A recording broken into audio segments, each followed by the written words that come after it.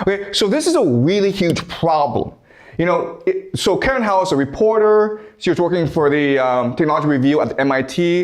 In 2019, she goes to Silicon Valley and she meets with Brockman and Sotkiver, who are the two main scientists behind the OpenAI project. And the first question she's going to ask, and anyone should ask, is, what is AGI? What is AI? What are you trying to build? And they could not answer that question.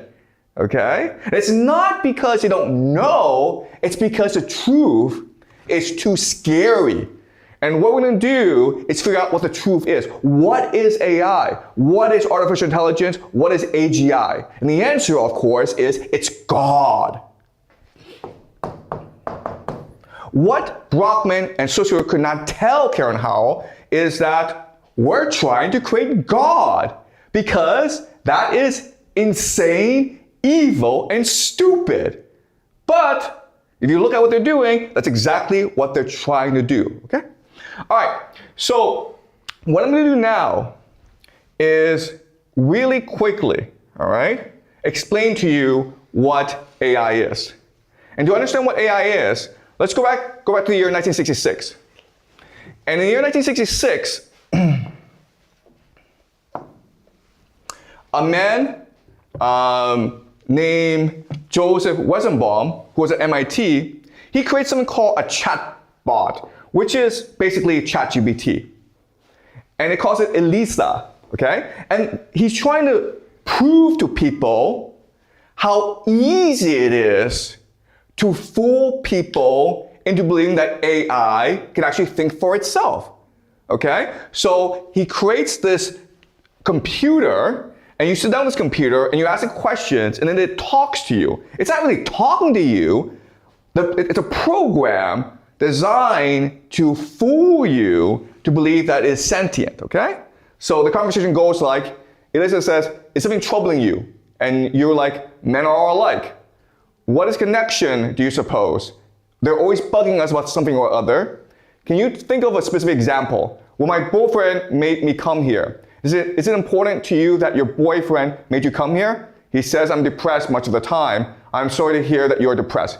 So it sounds as though they're having a real conversation, but what Weizenbaum did, and this is again 1966 when they didn't have that much technology and processing power, it's all just a very simple trick, okay?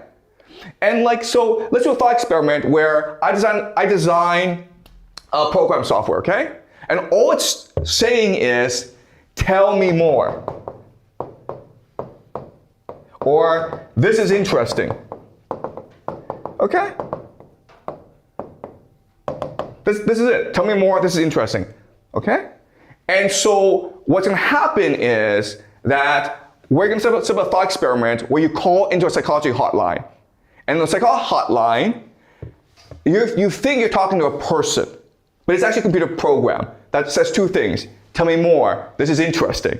Okay? So you call the hotline, you say, help, I'm in a lot of trouble. Tell me more.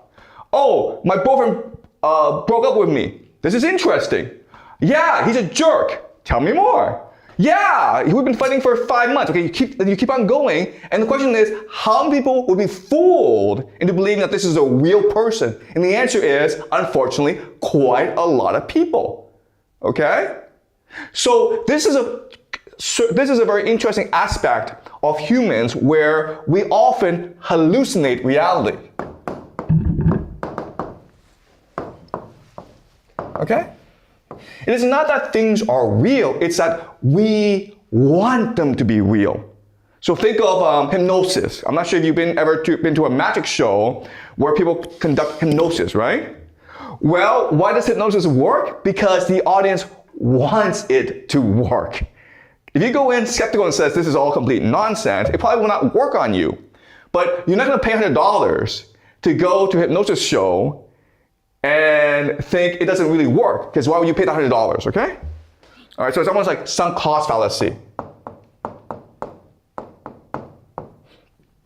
And again, this is all using just basic human psychology to trick people into believing something that is not true. Okay? Does that make sense, guys? All right, so let me explain to you how OpenAI works, ChatGPT works. All right. Okay. So ChatGPT is what we call a large language model. Okay? So in other words, what it's trying to do is trying to trick you, the user, into believing that it knows what it's talking about. Okay, and how it works is basically it takes all of the internet, okay? Right? All data from the internet, and then it translates it into a idea. Okay, so you ask, you query the LLM. The LLM then takes a query and then figures out the information from the internet and then presents it into a paragraph that tries to trick you into believing that it is true. Okay, do you understand? All right, so in other words, it's actually no different from a Google search. The only difference is that it's taking the Google search, figuring out what the most popular answer is, and then presenting it to you in a way that makes you think that it's talking to you directly. All right? The trick, and this is really important to understand, guys, is it's trying to trick you. All right? It's not trying to teach you, it's not trying to tell you the truth, it's trying to trick you into believing it. That's what we call a hallucination.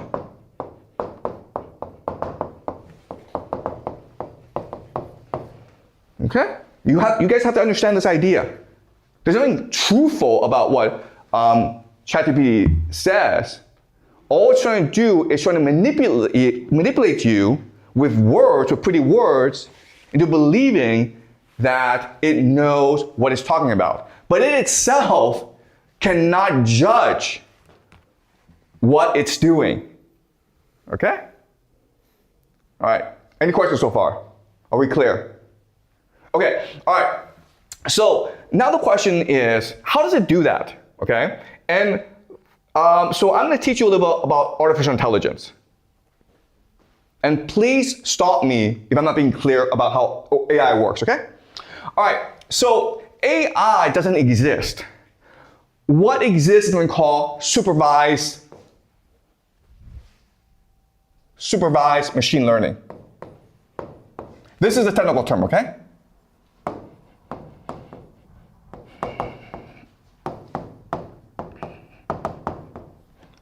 All right, supervised machine learning, okay?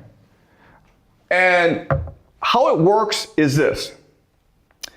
Before, how computer programs would work is we would write the program, the algorithm, and then we would give it the input, and it would produce the output, okay? So the algorithm may be A plus B. We get the input 1, 1. The output would be 2. Okay, very simple.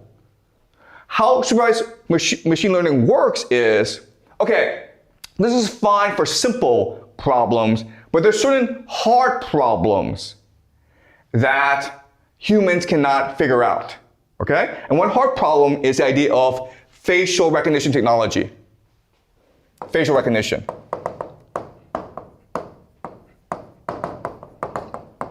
How do I separate faces? Okay? And so the problem is this. I have about 1 million faces, 1 million faces in a database. Okay? And I don't know how I can best differentiate these faces. Now, what I do know is that there are certain characteristics about the face that allows me to differentiate, okay?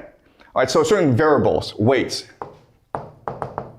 Okay, so for example, eye. For example, nose, chin, okay? About 1 million, okay?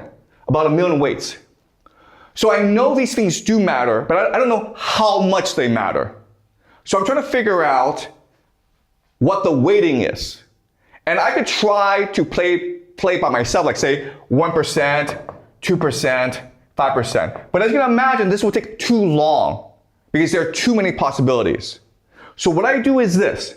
I let the computer figure out it by itself. I let the computer figure out the weighting by itself. Okay? And the way I do that is using my technique called back propagation. All right. So I control the input. Okay? The input. Then I control the output. Yes or no. Okay. All right? So does the face match or does it not match? And what I'm trying to do is I'm trying to figure out a situation in which all million faces are matched perfectly. And I do that by training the computer to constantly backpropagate until it gets the weighting perfectly. Okay? So basically, what I'm trying to do, if you understand how this works, is I'm trying to turn each face into a distinct mathematical model. All right? That is unique to it. Okay, does that make sense? All right, so it's pretty simple. It's not doing that much. But to make it sound really fancy, I give it really fancy names to trick people to believe that this is actually much more sophisticated than it is, okay? So what names do I give it? This weighting system, I call it a neural network, guys. It's a brain. It's magic, okay? And backpropagation, I don't call it backpropagation, I call it deep learning. You see?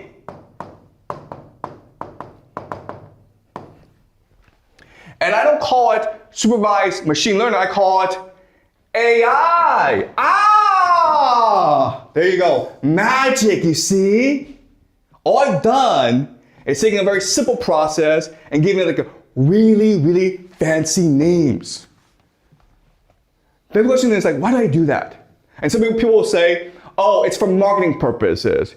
It's to get more money from investors. It's to trick people. No, no, no. The real reason is you're trying to, with his names, create God, okay? It's what we call the occult. So the AI is fundamentally an occult practice, and I'll show you why in a moment, okay?